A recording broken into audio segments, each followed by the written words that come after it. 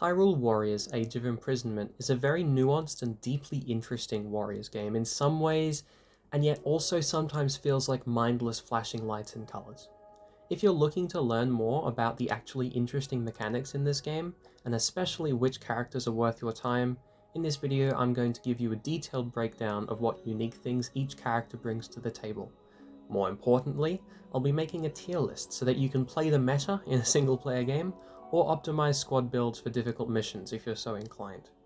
This video assumes that you've unlocked all or most moveset upgrades, have a decent weapon build, and are familiar with Warriors terminology and Age of Imprisonment mechanics. Check the description if you'd like clarification. This video is definitely best watched in playback order, but there are timestamps if you need to skip ahead to your favourite character. Enjoy! As the starting character, Zelda is designed to be easy to play, but with just enough depth that she maintains value late game. Her attacks are quite slow, which can be jarring after starting as the nimble one-handed Link in the last two games, but the range makes up for this tenfold. Zelda and Rauru possess the light elemental property, which works excellently against late game and gloom enemies to expose weak points and deal massive damage, but in any non-gloom mission she effectively has no elemental attribute, which is minus points due to how overpowered elemental chains are in this game. Her C1 is a fairly useless gimmick that serves to punish mindless mashing, sadly. She possesses a unique mechanic on her C2, reminder that means pressing Y and then X, her C4 and her C6 where you can press or hold the button, again to play the attack in reverse. Realistically, what this means is that you can extend your damage over a decent area while pulling tanky enemies back in towards you for more punishment, rather than running over to where they fall like a normal character. These can also reflect projectiles apparently, but it's so slow and inconvenient that this mechanic can be ignored. Her C3 is slow and holds weak point gauges out, but it isn't all that great. Her C5 is an amazing forward advancing vortex that is pretty great against large crowds whilst moving towards the objective, and it works fine in pretty much any other situation too, making her a very competent and time efficient player character to pilot while ally units are moving under orders to the point. You'll see later that not everyone is blessed with a way to move and kill at the same time, sadly. Her 4 unique actions are very easy to use, with some projectile tracking, high damage, and quick activation, and her special is a very straightforward screen wipe, as you'd expect for a beginner-focused protagonist character. As a main character, Zelda also has several unique sync strikes, but this is a blessing and a curse.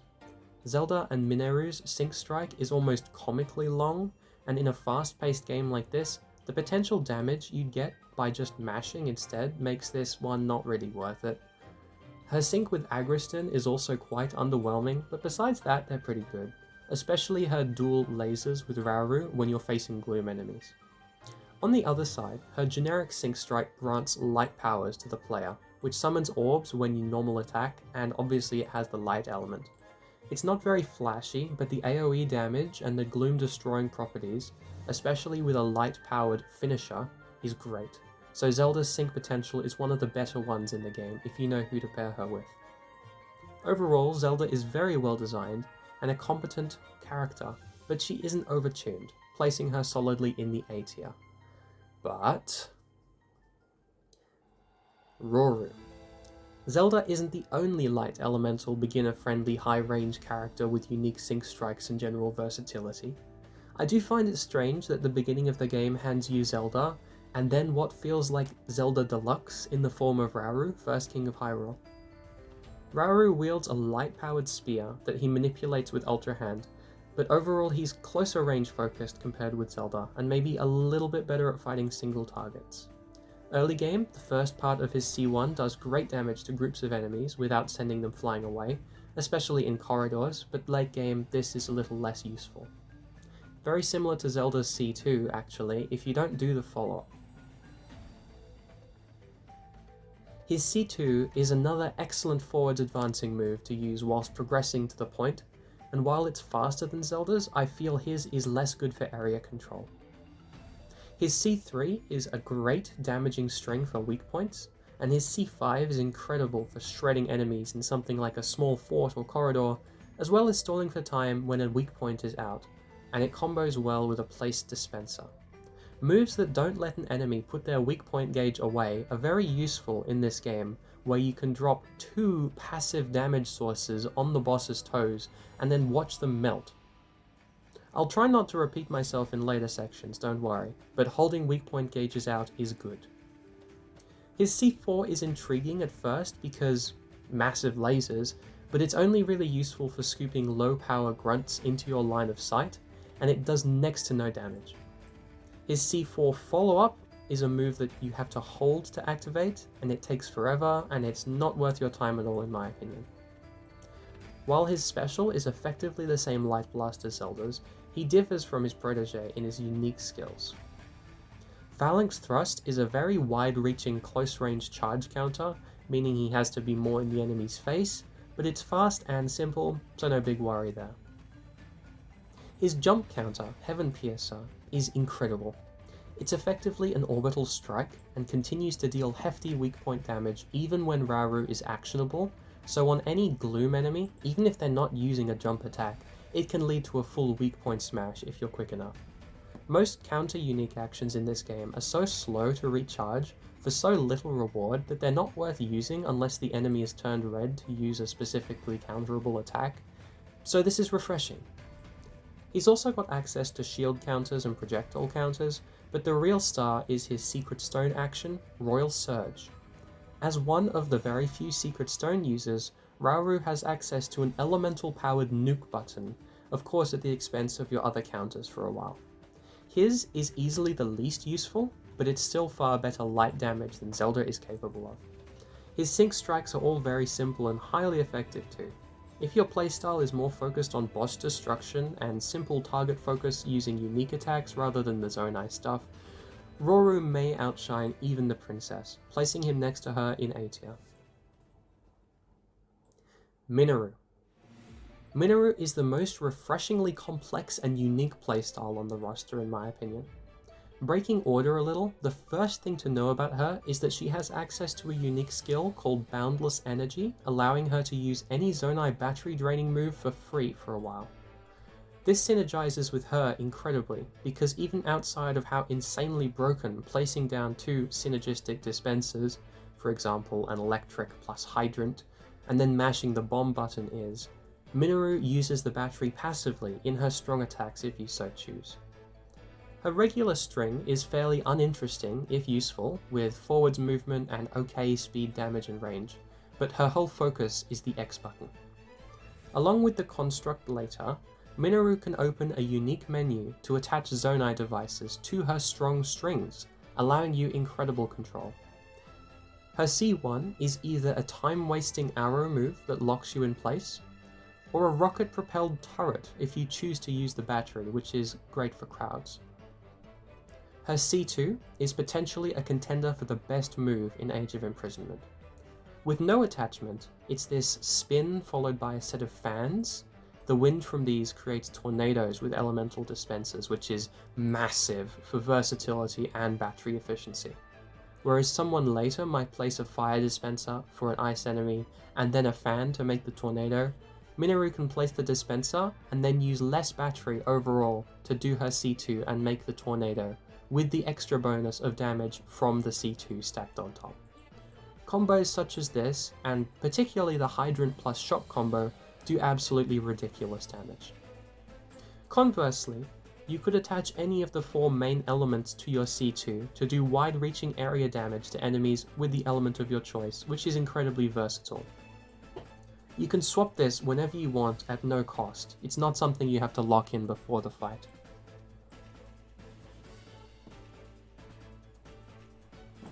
I could honestly stop here and Mineru would already be high tier, but there's so much more to talk about. Her C3 can attach bombs, making for a very high damage, admittedly committal and slow move mainly used on weak points. Her C4, she pulls out the Squidward crushing contraption and absolutely mows down weak enemies with the option for a finisher, which is either a laser or a log carousel. Because you can move during the first half, I had so much fun rampaging down the battlefield in the early game. It's slower than her running, but 10 times more fun. In fact, her run animation feels really slow, but it's actually not much different from the rest of the cast. Psychologically, I'd much rather ride the Squidward machine. On that point, Mineru is not a snappy and fast character. If you're getting overwhelmed, a character that can move quickly with strong strings or get to their high damage quicker is better, giving Mineru the only weakness I can think of for her, even though it isn't that bad because you can dodge cancel out of like everything in this game. Finishing her moveset, her C5 is a mediocre screen clearer with the ability to attach a cannon, and her aerial strong attack has a fan property, but given how hard it is for someone like Mineru to ever get airborne, you can ignore this.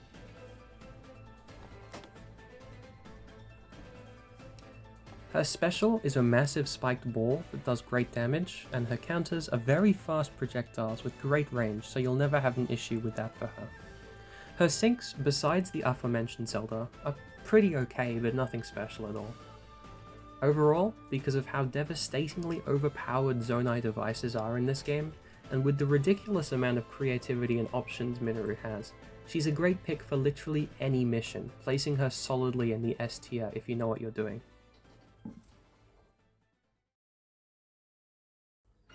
Typhan. Typhan, aka Johnny the Hylian, is the first of the 10 generic soldier characters, and so I have a lot less to say here. For the positives, he has access to a shield and fuse attacks. For the negatives, well, that's kinda everything else. Starting positive, Typhan, Ardi, and the Construct in one-handed mode can parry enemy attacks by timing their Y press while holding guard. It's not a bad option for low-skilled players, but most of the time flurry rushing accomplishes the same result. Typhan is also uniquely bad at following up on a parry due to his gimmick, which I'll get to in a second. Fuse attacks use slain monster loot to do weak point shredding attacks, which are genuinely excellent, but honestly they're not as good as the infinitely regenerating Zonai devices, so I don't find myself using them much on any of the handful of Donnies who have access. Now, for the rest of Typhan. His regular string is boring, underwhelming, and generic. His two unique skills are boring, underwhelming, and generic. And the charge counter, called Shield Rush, asks you to hold the button to make it do normal damage numbers, making it subpar if you don't react to a charge instantly. This is Typhan's gimmick. Holding the X button on any of his strong attacks causes him to charge up for more damage and range at the expense of time and health. He does have a unique armor state here to prevent flinching, but he still takes damage and wastes time. His C1 is an inoffensive, if clunky, shield bash that's fine at moving around a pool of enemies. His C2 allows you to charge to several levels, but the best is the second of 3, where you can start attacking with your aerials, which are okay for hitting some enemies' weak points. His C3 is a spinning slash meant for bosses, and his C4 is a charge that sucks enemies along for the ride. When fully charged to extend duration, it's genuinely not bad to use C4 to move to a point, but very low range for this type of move, and very hard to use on boss weak points due to the movement. His C5 is a generic jump dive, and both C4 and 5 can be extended for one extra hit, but they're just so boring and simple. In order to get the best results after a parry, you need to hit the enemy a bunch, obviously. Typhan's moveset necessitates sitting there for an idiot for a few seconds before you hit the guy, so he's by far the worst at using the parry. His special, sync strikes, and everything else you can possibly think of are generic at best and underwhelming at worst.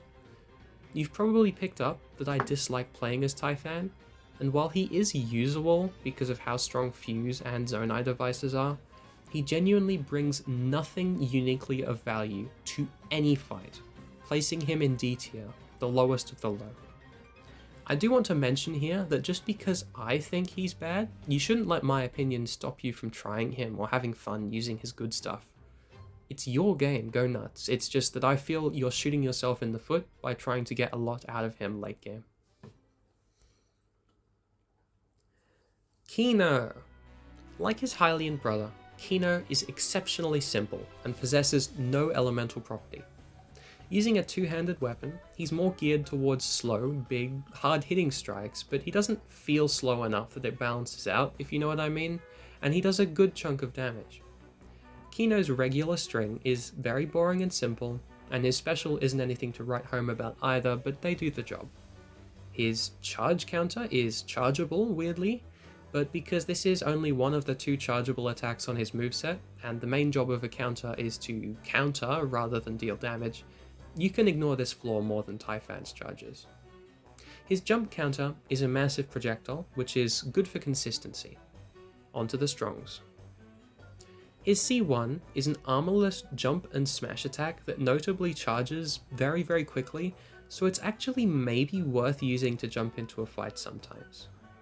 Quino's C2 is a genuinely excellent projectile move that can be spammed at mid-range to do massive damage to groups and chunky enemies. Because the sword has so many hitboxes, it's good for weak points, approaching fights, whittling down enemies while dodge cancelling out of the end lag, just to do another one of course, and generally anything you would want. It's not meta warping like the moves on Mineru and the others, but it's a very solid move that you'll press a lot for generic damage. His C3 is a less solid generic mash to extend projectiles move. Meh. His C4 is a dollar store version of a spinning broadsword attack we'll see a bit later a few times, but it's perfectly serviceable at clearing groups of enemies to give you breathing room or rack up KOs. It's just pretty generic. His C5 is a generic high damage slam with a shockwave, not worth discussion. Finishing up, his sinks are boring and a little slow, but not bad, just generic again. Quino doesn't offer anything unique to a fight, but he's strong enough that you'll never feel weighed down by him. Of the 3 two-handed weapon soldier types, Quino is right in the middle for me in terms of fun, just very boring. Because of how similar in strength this cast is, I'll put Quino in C tier, meaning decent. Calamo. Calamo is a massive departure from the last playable Korok we saw in this series. He uses a generic-ish sword moveset, he's fast and hard to keep track of, and he's actually pretty good, very different to Hestu. You'll probably spend a lot of time with him throughout the story, but if you're anything like me, you'll find him a little bit unwieldy, so let's break his moveset down. His 6 attack string is fast and wide-reaching, a little jarring to use because of how far left and right he moves, but good overall. His unique actions aren't very interesting, besides his jump counter, bouncing slash, which leaves you hovering in the air for a long time, allowing for aerial moves if you so wish. His C1 is a big Korok leaf slap, which generates wind. This is massive, as you know, because a wind plus an emitter equals GG shake my hand. You can also press X again to do a quick little boomerang toss, which is fine for whittling down weak points, I guess. His C2, 3, 4, and 5 are attacks that use elemental fruits with his sword, so if you're on any map with any emitter or teammate, you can technically use a fitting attack so long as you have the time and skill to get through his attacks to the correct one that you want. C2 is an electrical triple smash attack which is good for single targets. C3 is an ice-based area clearing spin. C4 shoots out a fiery blade for groups of faraway targets. And C5, you guessed it, is a water-imbued flurry with the most range of all. C6 is a pretty slow single-target flurry of strikes, and I'm 99% sure the puff shroom that he throws here is for visual effect rather than actual gameplay, but please correct me if that's wrong. If that mess of words and effects wasn't obvious, Calamo has a lot of options that don't mesh with each other by design. The elemental properties can be useful against elemental enemies, like using a fire on Ice Lizalfos, but as far as using them on bosses is concerned, swapping which element you inflict every 2 seconds is actually counterproductive, so you need to be using the same string every time if you want to build up an elemental weak point overload.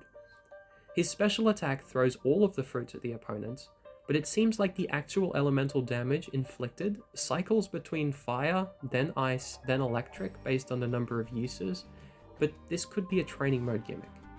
If it's a set cycle that you can keep track of, this helps his single target elemental overloading, but Zonai devices are still a lot easier to use. On that note, his Sync Strike with the Zonai device clad construct in any configuration is great. And his new one with Zelda from the recent update isn't bad either. As I've outlined, Calamo is built to be a highly versatile team player, and rather poetically, a perfect buddy for the construct, outlined next. Calamo isn't all that strong in a vacuum. He puts his eggs in too many baskets for that, but he has more tools than the average Joe, and ways to inflict elemental damage without battery, placing him in the B tier. Construct, one-handed. The Knight Construct, previously the Mysterious Construct, is the only character in Age of Imprisonment to possess multiple movesets based on weapon choice. This section outlines the moveset of a one-handed weapon. Very similarly to Mineru, the Construct has access to Zonai device enhancement on his strong attacks, and the same Power Surge unique action to delimit battery use, automatically making him incredibly versatile and strong. His 6 attack string is a good, forward-moving, simple sword string. Besides his aforementioned Power Surge, the one-handed configuration construct only possesses a jump counter and a shield counter, both of which are great, but notably there is no charge counter move. This is circumvented by using a rocket, or swapping characters, but this is easily his worst attribute.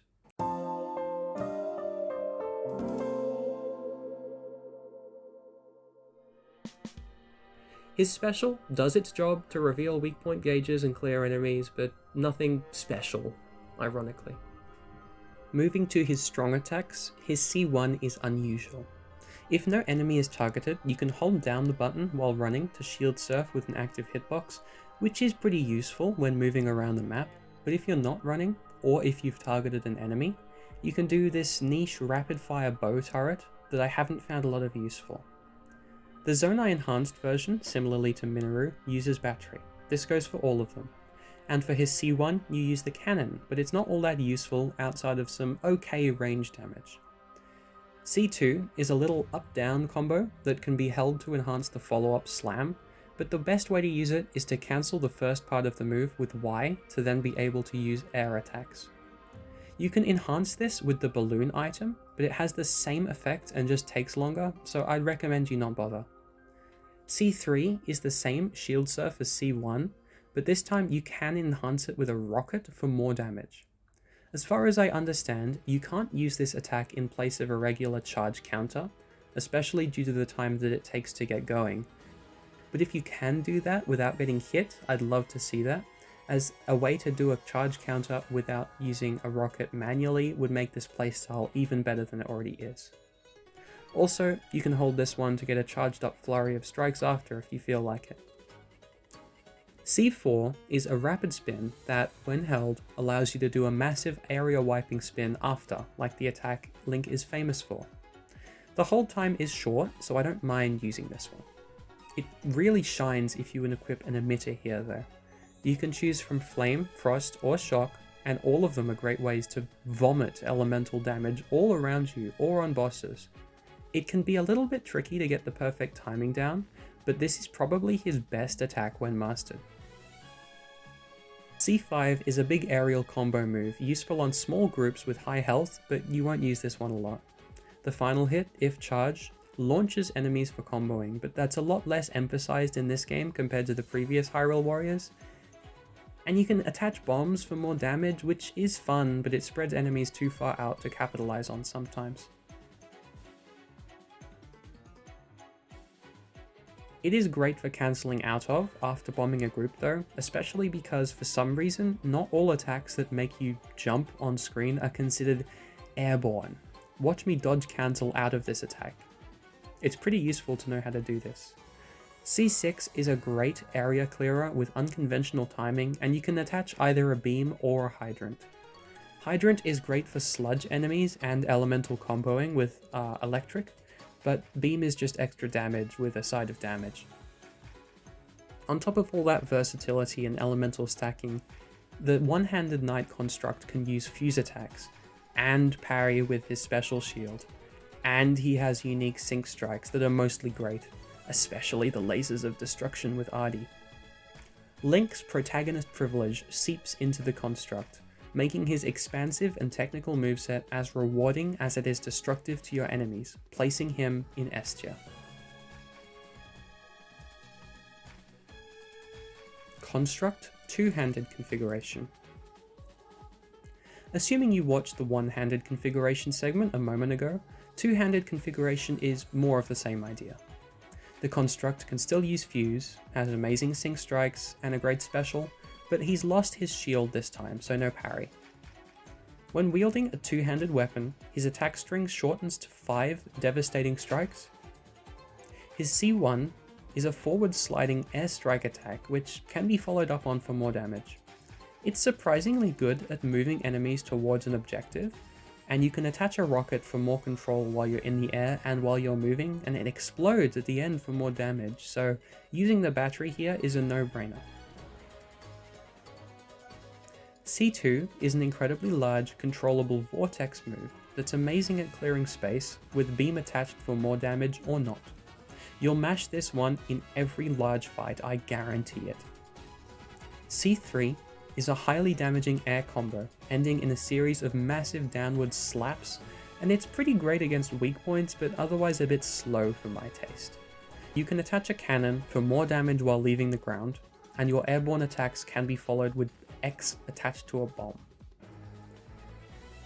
C4 is a static area clearer, followed by 2 powerful explosions from the construct slamming to the ground and then pulling the sword out.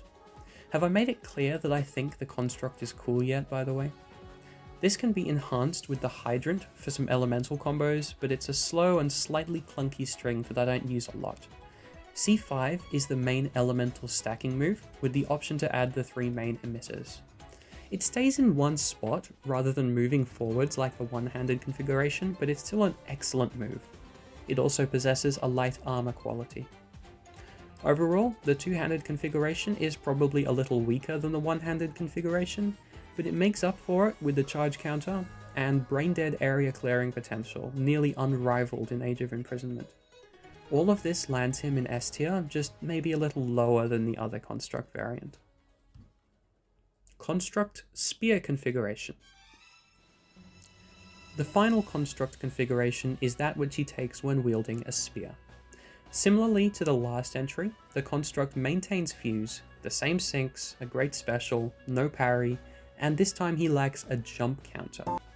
The new Whirling Tornado projectile counter is a lot less useful for its job than a jump counter would be, but it does have the wind attribute if you feel like burning your counter cooldown on something like a fan item, but that's neither here nor there. Once again, it's a shorter attack string, and I'm sure you're a bit over the construct section, so I'll get through this one a little quicker. The regular attack is an excellent forward advancing simple series, which is exactly what I'm looking for personally.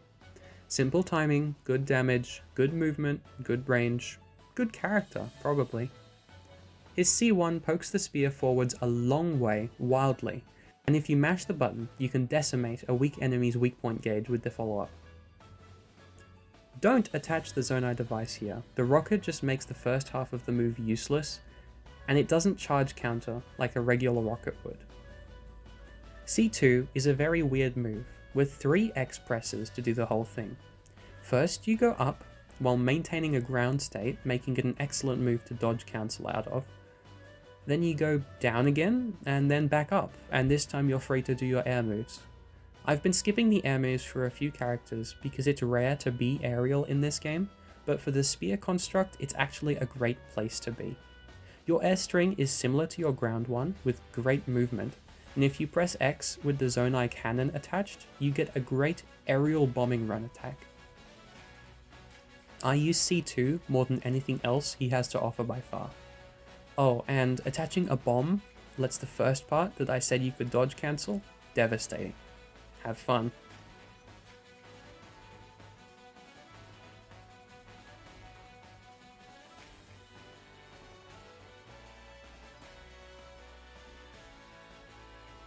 C3 is Rauru's C2, but just 5 times better.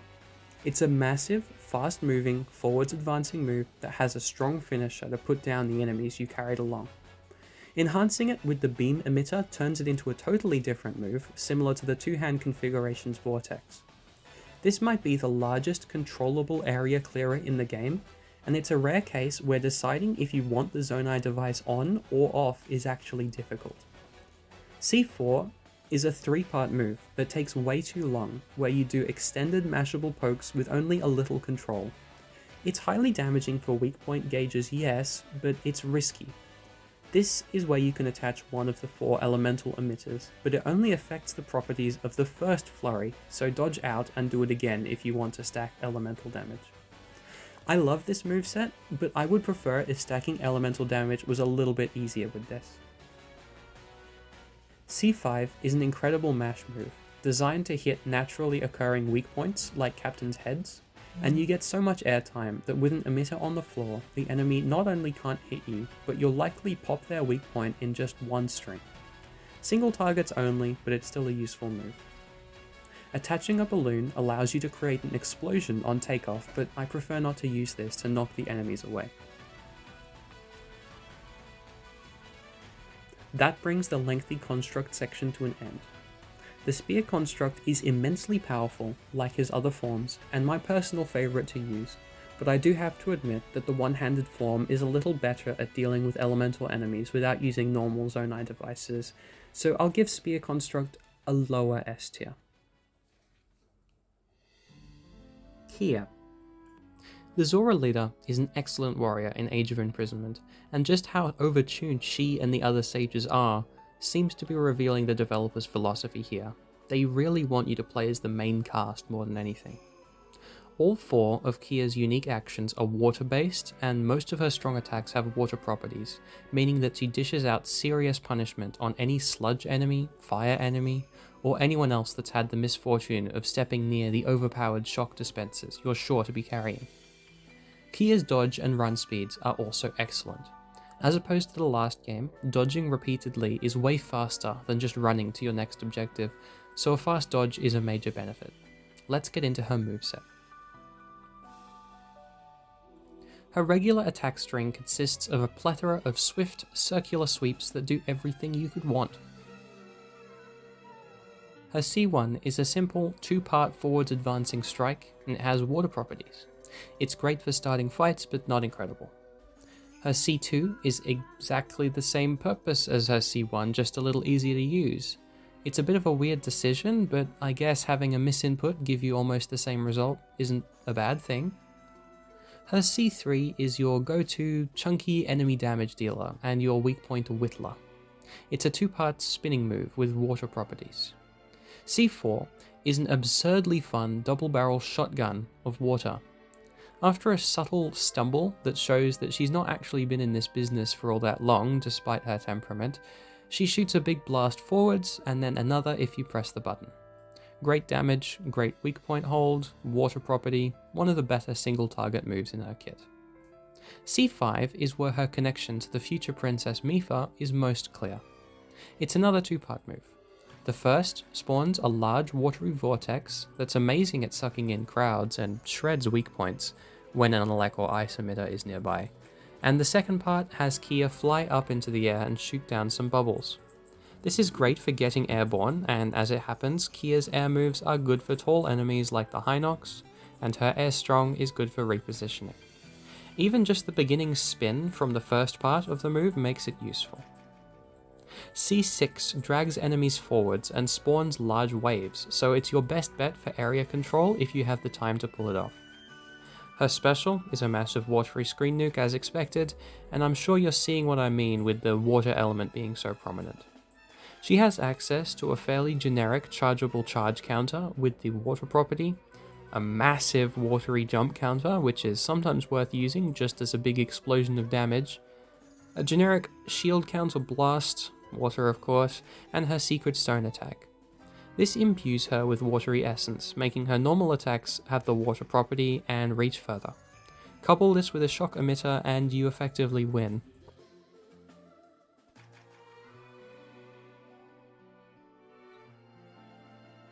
Kia's sync strikes are pretty great too. Her unique sync with the construct is good for ice damage, and with Zelda you play a cute little mini game to shoot the water bubbles, which is surprisingly powerful. Her generic sync strike, however, where she uses her stone to give someone else the water affinity, it's incredible. It gives you crowd shredding prowess and then a big finisher. In summary, the Zora Princess absolutely tears up the battlefield with a deceptively simple strategy and moveset, but with how overpowered Zonai devices are, a character that gels with them so effortlessly can be nowhere lower than S tier. I put her above the Zonai characters because of how simple she is to learn, but as far as true strength, it could be argued that she's slightly lower than them. Cadlan. Cadlan is my goat.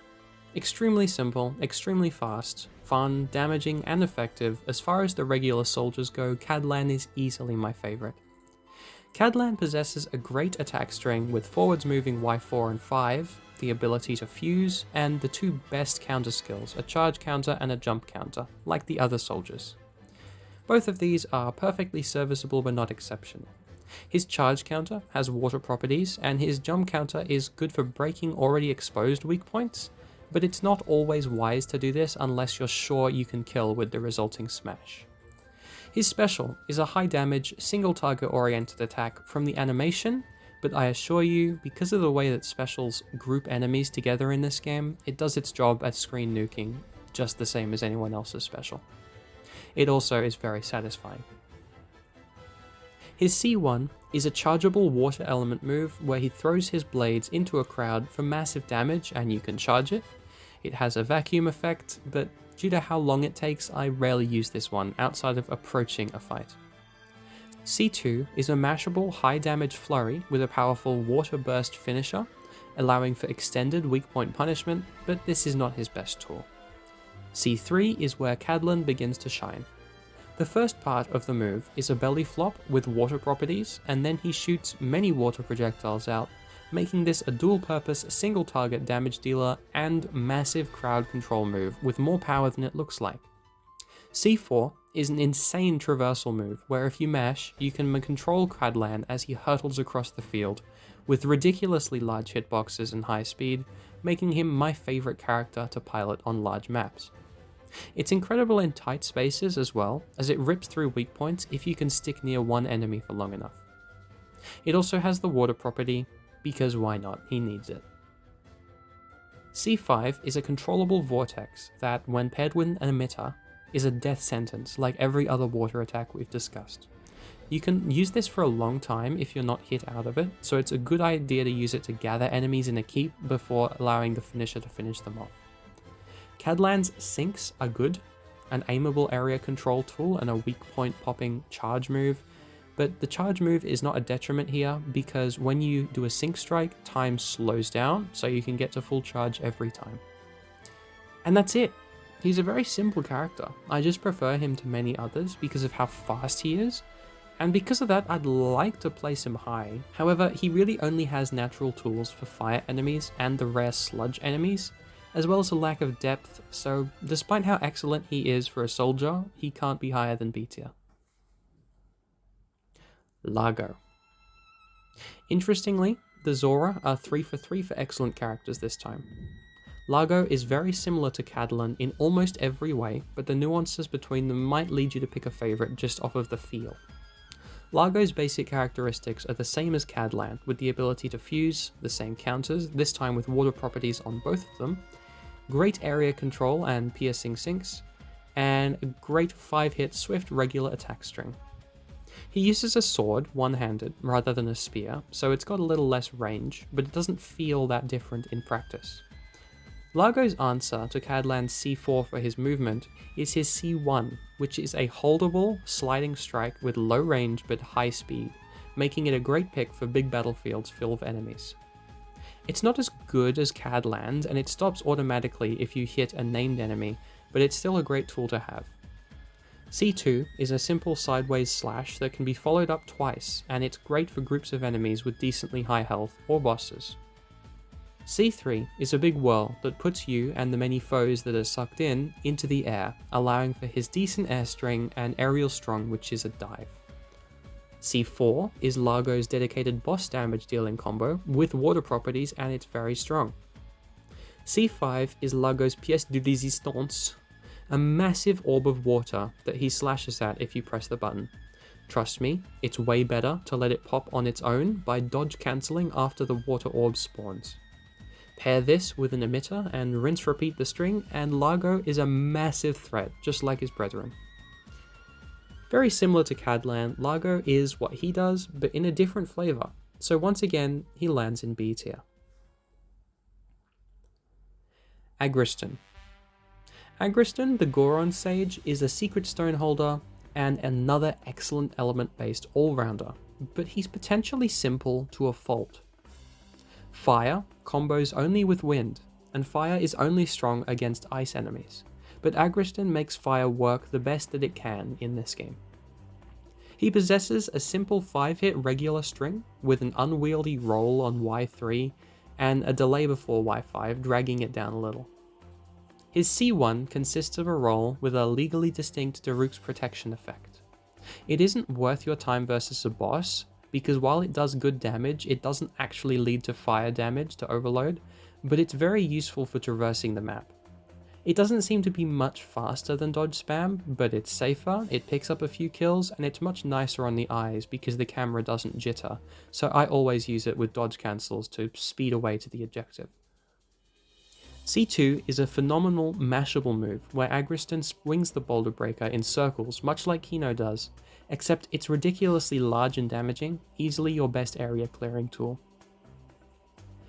C3 is a strong strike that spawns a column of lava inflicting some fire damage, but it's not the best tool for this. It's certainly great to have if you need just a little more for an overload, and it's quick and close range, so it's still very valuable.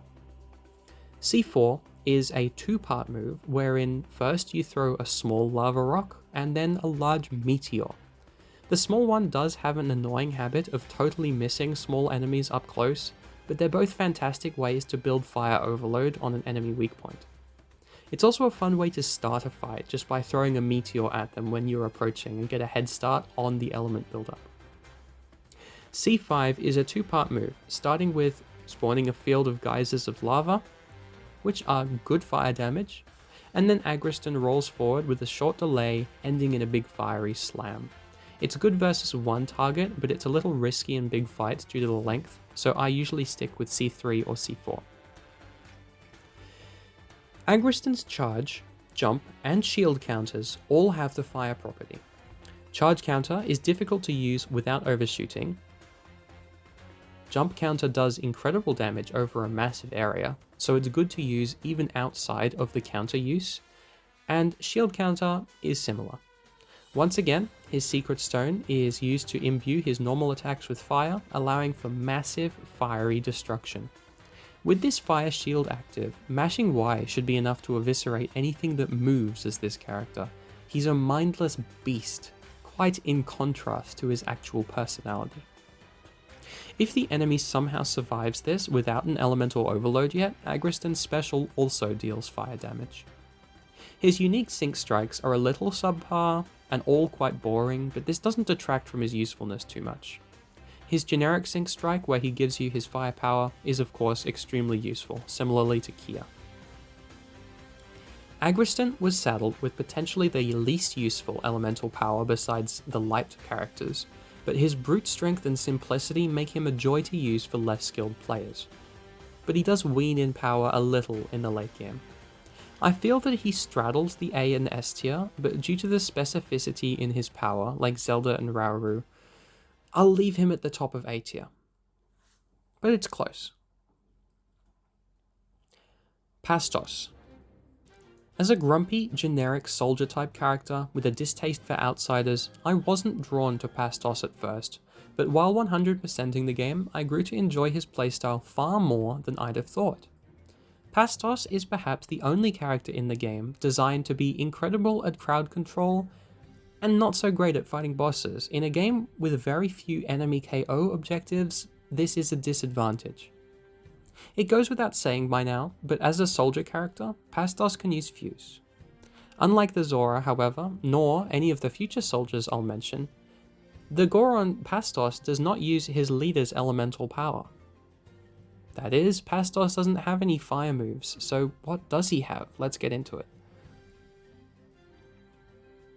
Pastos uses a slightly sluggish 5-hit string, wielding two-handed weapons in one of his hands like it's nothing. He's sluggish in general, with an awful dash and no movement strings, but it's not too big a deal in this game. All of his strong attacks can be mashed for more hits, so keep that in mind. His C1 allows him to bounce around in a controlled manner for okay crowd control and subpar weak point damage. This one's usually not worth your time, as funny as it looks. C2 creates shockwaves from the point that you're standing as he slaps the air, and while there are hitboxes to protect you from the sides, you're clearly meant to use this on boss weak points rather than crowds. The issue is, you can't move around while using the attack, and the speed at which the attacks come out increases with time, so you can't just do the first half of the move and then dodge and then do it again. You're stuck there forever if you want the actual good damage. It's very disappointing. You can at least pivot on the spot using C2 if you want to use it for crowd control, but you're much better off using his... C3 is a rolling move that also accelerates over time, but the hits and damage seem to be the same throughout, so you can use it to carve through crowds quite easily. C4 is an extremely long two-part move. It starts with 4 circle sweeps and a slam, then transitions to a walking state where Pastos throws many blades towards the direction he's facing. This is great for approaching fights or clearing out space, but it's not incredibly high damage. It also has a high time investment for a KO reward, but it's quite fun. Pastos' design ethos shines through the most in his C5, where he does many big jumping spins, then a controllable but erratic stomping tantrum. This is a truly incredible KO racking tool, but not great when fighting a single target. I'm sure if you can position yourself to land all the hits with a weak point forced out, it would be fine, but I find it difficult to use, and this is the same game that has Cadlan, so this move seems bad in comparison. Besides his basic moves, Pastos' chargeable charge counter and jump counter have no element, but they're decently strong. His special is generic, and his sync strikes are actually fantastic. They have no element, but they shred enemies' weak points, health bars, and even the frame rate of the game sometimes. So his amazing sync strikes are a genuine reason to bring him if you weren't sold already. Pastos, as outlined, is a mostly underwhelming bag of mediocrity with a hint of something good in there. I feel he's very valuable in some maps with many enemies, but his lack of an element reduces his battery efficiency greatly, and I think I have to put him in high C tier. It could be argued that when he shines, he's better than even Calamo in B tier, but as it stands, for most missions, you can do better. Braton. Braton is insufferable. I know that's not the point of this video, but if I have to hear, "Watch this, Goro," one more time, I will lose my mind. Anyway, the final Goron on the roster feels like an ill-conceived mishmash of badly thought-out ideas that comes together to form an incomplete, unsatisfying, and thoroughly unfun mess. He uses a spear for his perfectly fine 5-hit string. It falls apart from here. His C1 is a mashable, upward swipe that has some coverage on the sides from unearthed rocks, but it's mainly a single-target damage dealer. You can pivot, but not move while using it, and it gets faster over time, so you're never going to be able to use this effectively. It could work better with armor, I suppose, but as it is, I do not see a use for this move. C2 is a mashable, spinning crowd clearer that is genuinely good. No frills or special features, but it does the job well. C3 is the same idea as C1, but he swipes left and right now, I guess. Terrible move. It gets faster over time and you can't even pivot anymore, so there's no reason to ever click it.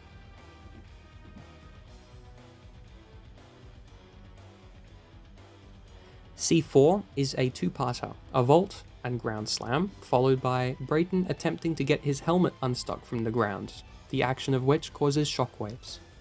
The second part is mashable, very slow, not very damaging, and a waste of everyone's time. The game says that he uses the cooking pot helmet in his moveset, but does this really count? Is that it? Moving on, C5 is a vortex move that doesn't let you move freely, so it kinda misses the point of why a vortex move is so good. If you keep mashing it, after a while it gets faster, and he finishes by shooting a small projectile. It can be difficult to get to this point of the move without being hit, but if you do, it's a mediocre fight starter, I guess. It doesn't have the wind attribute on the projectile either. His special and 2 counters are generic, his sinks are boring, but he can use fuse if that's a saving grace. Honestly, I've shown my distaste for Braton here, but he is a viable character in this game, just because of the system mechanics. You can get by using only 2 or 3 moves, Zonai combos, and fuse if you have to, but I just find Braton poorly designed. Easily D tier, but maybe a little higher than Typhan.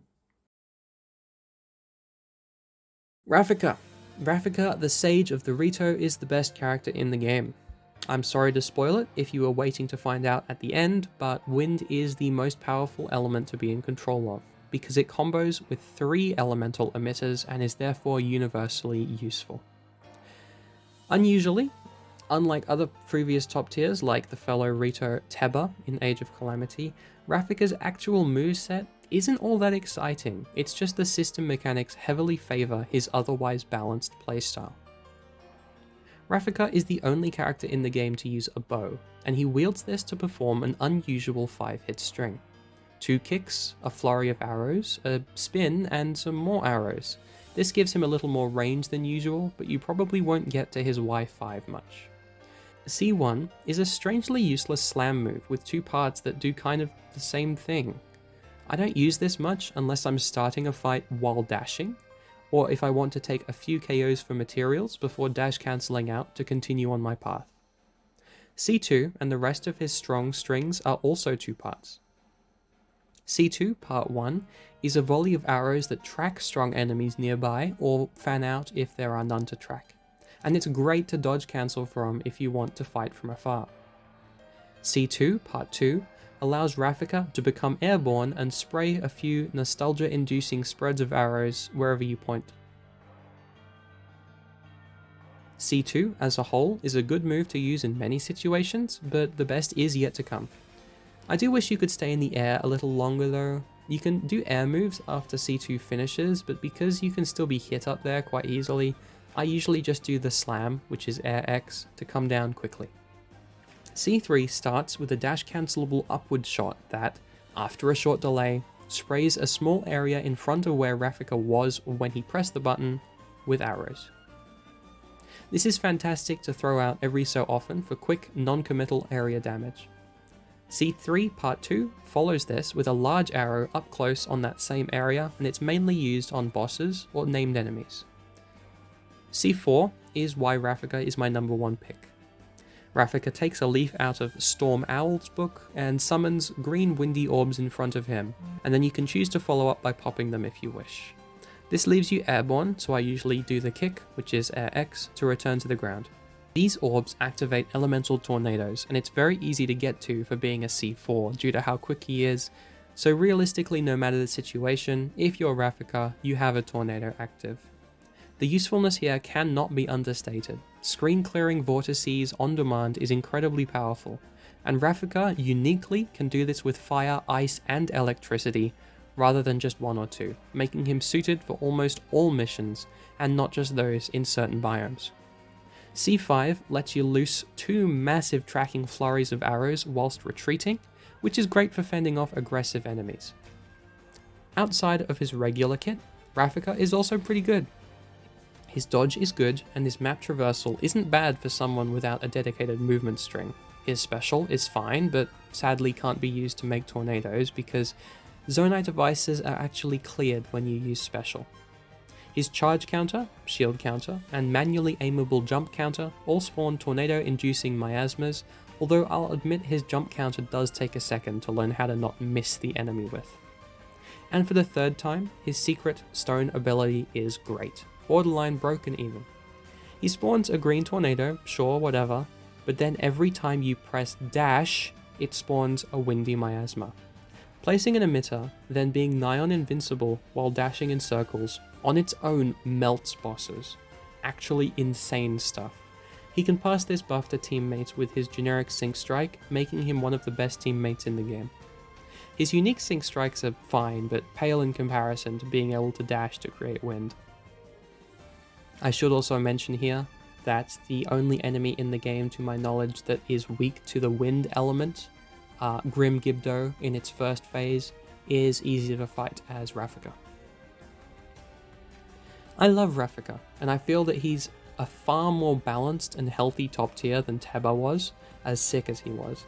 At the end of the day, while his moveset is pretty good, he's heavily carried just by Zonai combo mechanics. Even Typhan could pull out a fan and then pull out a flame emitter. It would just cost him more battery and time. So because of this, Raphica sits at the top of S tier, but I would like to stress that the difference between him and someone like Calamo isn't all that much. He just happened to have the best hand from an extremely stacked, homogeneous deck. Vence. Unfortunately, it seems that Vence missed the memo that Rito are meant to be cracked on the sticks in Hyrule Warriors. Maybe he's distantly related to Medley instead of Teba. As a sword-wielding Rito with a sick design, I was expecting a lot from Vence, but while he's not bad, his tools just aren't competitive enough for such a high-power game. As a soldier, he has access to Fuse, a jump and charge counter, no element, and no unique sync strikes as usual. Let's take a look at his moveset. His attack string requires 5 button presses, but it's a healthy mix of slashing, kicking, spinning, and twirling, so it's not as generic as it could be. His C1 is a 2-part slashing attack, most useful on single enemies or small groups, and it kind of feels like it's just the end of another character's Y string. C2 lets Vence fly up and shoot small blasts of arrows whilst pivoting on the spot, which isn't incredibly useful due to the low speed of the move, but it does put him in the air. Vence's air string and air X are quite good, optimized for hitting natural weak points. C3 is a short hold, followed by a big slash projectile, which can be okay for starting fights, but I don't use it much. It looks like it has the wind element because it's green, but it doesn't, unfortunately. You can dodge out of his pose, so it's not as slow as it looks, but the move is overall quite unremarkable. Vence's C4 is his signature wild-flying quadruple sweep that's pretty good at carving through crowds, and it leaves him airborne for his above-average air X afterwards.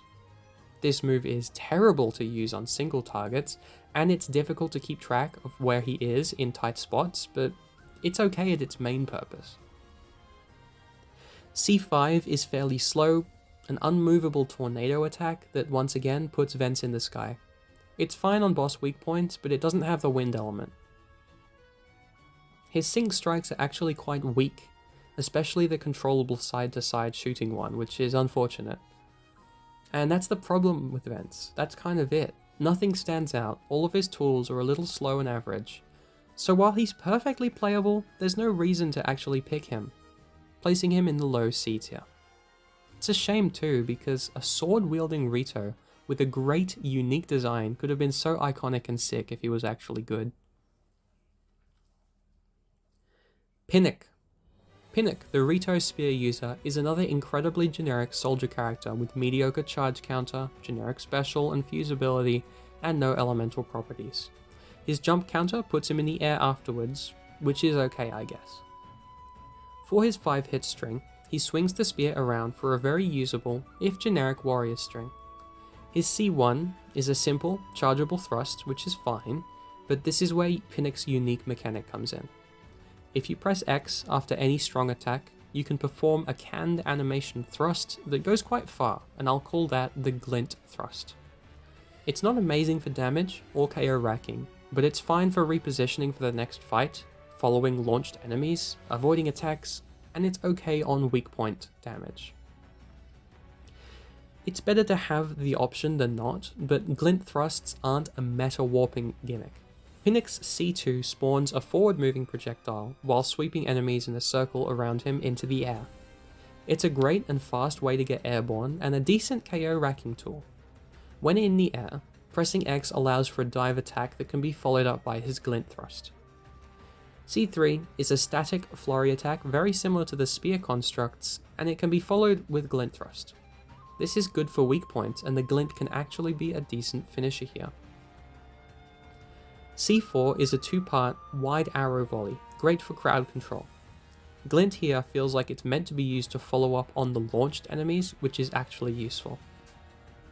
C5 is a long multi-part attack. Pinnec launches up into the sky, slams down for good damage, spins his spear to drag enemies in, slashes them, and then you can use glint to follow up on the launched enemy of your choice. It's a very long animation, so usually I don't choose to use it, but it is perfectly usable. His sync strikes are perfectly fine, but nothing special.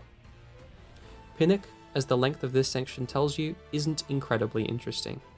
For someone with no elemental power, Pinnec is probably above average, but in this game, elemental stacking is so integral to fighting bosses that I can't give Pinnec anything higher than the top of C tier. Ardi. Ardi, the final sage, represents the Gerudo's electrical prowess alone in Age of Imprisonment, with everything she does funneled into stacking vaults on her foes. She's very nimble, with a great dodge for moving across the map, and she possesses a shield for parrying. Everything she does feeds into her electricity powers, so let's just start with her basic moveset. Her regular attack string is a fairly long, slightly stubby series of slashes and kicks, which does the job just fine. All of her strong attacks are two-parters with mashability, so I won't mention it every time. Her C1 starts with a slide, which can be dodged out of for great movement honestly, and then she does a leaping spin with small range. Mashing the button before she jumps allows you to increase the range and damage with electricity. Her C2 starts with a simple jump slash, putting Ardi in the air. Her air Y string raises her quite high up, which is situationally useful, such as versus a Hinox, but you'll usually want to follow her air Y with air X, a swift dive which shoots an electrical blade across the ground when you land. Pressing X in the air without pressing Y lets you stab the floor, allowing you to mash and create an electric terrain effect for a second. Ardi's attacks that work like this don't do a ton of damage, but skillful usage of the electrical balls to finish off enemies or overload weak point gauges can be learned.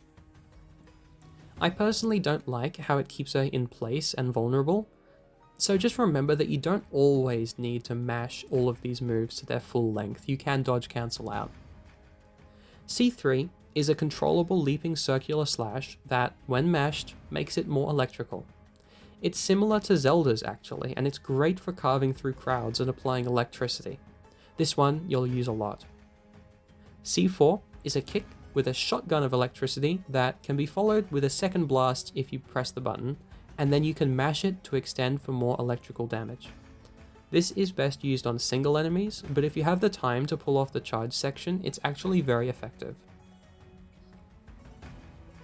C5, in a very Bayonetta-esque move, has Ardi channeling lightning through her heel in a perfect vertical split, and she enters a static but pivotable state where mashing X drops lightning bolts all around you. It's quite easy to take damage here, even though you have some light armor, but it's a very, very, very strong source of electricity and crowd clearing damage. C6 allows Ardi to hover in the air and summon yet more lightning for total enemy annihilation, especially with the follow-up strike. Incredibly strong if slow move. As is very in character by this point, her charge counter is a mashable, once again electric, move. However, in my opinion, it's simply best to ignore the mash prompt for this one in my opinion, because the purpose of a counter is to just stun them and then you follow up. You'd get more benefit from ignoring the extra damage from mashing and instead going into your regular attack string on the exposed weak point. Her special is yet again electric, and her jump and shield counters are too. Her final move is her Secret Stone, which is once again incredibly broken. It starts with a Thunderblight-esque move, then her regular attacks are electrical, summoning bolts all around just by using regular attacks. This overdriven state is genuinely insane for crowds, and amazing for bosses too, with the usual caveat of locking you out of your counters for a while. Then again, with Ardi's incredible movement and ability to parry, you're not in too much trouble if you can't use your counters. Lastly, Ardi's sync strikes are really great, especially her generic lightning buff like Raphica's, and I'd also like to shout out the Knight construct sync with her especially, allowing him to shoot comically large electro beams for way longer than you'd think. It is time inefficient, but it's very fun. If it wasn't clear yet, Ardi is insanely strong, but her Achilles heel is that her electricity is all she has. If she can't hard counter any enemy type without using Zonai devices, and she doesn't have the versatility of Raphica's air element combos, that's all that's holding her back from top 1 in the game. Ardi takes second place on my tier list, at the near top of S tier, although I would listen to the argument that she is below the Zonai device characters if they're in the most skilled hands. Sholani. As the Gerudo's other short sword user, Sholani is shockingly boring. She trades the shield her sister Ardi uses for the fuse mechanic, and her electrical prowess for a timing mechanic on her strong attacks, leaving her lacking in use cases. Starting with her more interesting attributes, her jump counter can be cancelled into her mediocre air attacks, and her charge counter is an absurdly long, non-dodge cancelable rapid spin that is very hard to control and very often overshoots the target, but it's very fun to use in crowds. Her special is generic, and with that covered, let's talk about her regular kit. Her C1 has a very long startup, and it's an underwhelming boomerang throw of her sword. Don't use this unless you have time to do 2 throws, because on the return, using the green circle as a guide, you can press X again at the right time to throw the sword with more power and a tornado effect to clear the crowds. Do note that these tornadoes are not wind elemental. In fact, you can repeat this strong throw seemingly indefinitely, but you very rarely have the space to actually do this without being hit from behind, so I avoid this move. This mechanic, which I'll call Rhythm Press, comes up a lot in her moveset, but in the particle-heavy chaos of an Age of Imprisonment battlefield, it's very often very difficult to actually look at it to time your moves. Therefore, Sholani's Rhythm Press is something you just kind of need to know by heart, and the issue is that it's not really all that worth learning, to be honest. C2 is a fairly strong spin attack that's okay on crowds and bosses alike, with a quick and easy to time single Rhythm Press. C3 is an erratic, crowd-carving triple slash move with 2 Rhythm Presses to increase the power. I find it difficult to time this one especially, as Sholani's horizontal movement also moves the green circle, but bear in mind I am quite bad at video games. C4 is a 2-part boomerang move like C1, but much faster, larger, and forwards advancing. There are 2 rhythm presses, 1 for each throw, and this is a good move to use if you can get the timing down, but it's pretty useless if not, as you'd expect.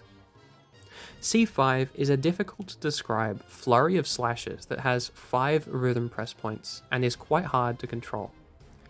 I'm sure someone who's great at using it could decimate small crowds, but it's not exceptional as far as Age of Imprisonment C5s go. Finally, one of her sync strikes is generic and the other is a large single target focused string with 3 rhythm presses incorporated, and I guess that's unusual. Sholani has no elemental affinity and requires a lot of skill and practice to operate at the same efficiency as other, much better fighters, which isn't a great sign. That said, if you can get a handle on her erratic movement and unique rhythm presses, she has enough potential to put her in C tier, which, as a reminder, is perfectly playable, just outshone. Ronza. Rounding out the cast, Ronza is the two-handed version of Sholani with most of the same pros and cons. It goes without saying by now, but Ronza has no elemental power, can use fuse, has a generic special, and the 2 normal counters. Her charge counter is a fast projectile, which is useful, and her jump counter can be cancelled into air attacks like Sholani's, but usually you'll just slam down again. Surprisingly very swift on her feet, Ronza's movement and attacks alike don't feel like a two-handed character, leading to her moveset. Her 5-attack string has great range and above average speed, which is a good start. Her C1 is a Link-inspired chargeable spin that does okay damage and spawns a small projectile, but even though it has armor, I don't think it's worth charging. C2 looks like a 2-part move, but it's really just a long forwards advancing slam that's okay for charging into fights, that's one button press. C3 makes use of the Gerudo Girl's rhythm press, where Ronza makes large crowd carving sweeps with 4 rhythm presses for power, and this is her best crowd control tool. C4 is a difficult to time tornado attack, once again, no wind property, and this can be extended with 4 rhythm presses, but because of the inconsistency, length of time it takes to get going, and the lack of movement while using it, it's best not to use much outside of maybe a weak point exposed target. C5 is another extendable attack with 3 rhythm presses culminating in a forwards stab. Very difficult to use and once again static for a while, but decent overall. Ronza's sync strikes both incorporate the rhythm press, but they're not too difficult to use. Ronza is a fun character to play with a simple game plan, but not much to offer to someone looking to play optimally. Even with perfect execution, Ronza's lack of elemental power really hurts her. That said, sometimes a simple Hulk Smash-esque character is all you need, so I'll put Ronza near the middle of C tier. That does it for the mini guides. I'm still learning, but I feel like I've got enough of a grasp of the game's mechanics to be able to make this, but by all means let me know if you think I missed something or misjudged someone. The tier list is pretty much what you'd expect, with Sages and Zonai device characters at the very top, the light-based characters a little behind, Calamo and the Zora soldiers still standing out, and then almost everyone the same level of just okay. At the very bottom, Typhan and Braton genuinely feel unfinished or designed to be bad on purpose, and are the only 2 characters I'd recommend not bringing along. I've grown to appreciate Age of Imprisonment a lot more than I did on initial playthrough in the making of this video, and I'm looking forward to future updates that hopefully will address some of my gripes with the game. Let me know if you're interested in a full review and my thoughts on the mechanics not mentioned here, like the story, and everything else rolling around in my head as I write this. Otherwise, thank you for watching, and it would mean a lot if you subscribed to my channel or liked for more content coming soon. Thanks!